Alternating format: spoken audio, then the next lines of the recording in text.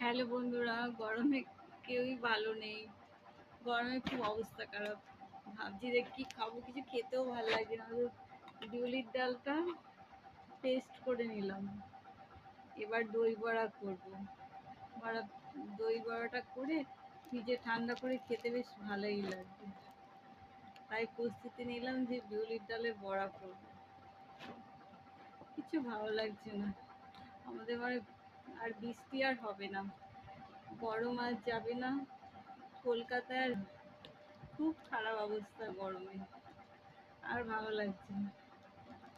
তাই ভাবছি যে দই বড়া করবো। দই বড়াটা করে ফ্রিজে রেখে ঠান্ডা করে খেতে বেশ গরমে ভালোই লাগবে। তা চলো এবার বানাই দই বড়াটা, আবার পরের ভিডিওতে দেখা হবে। হ্যাঁ।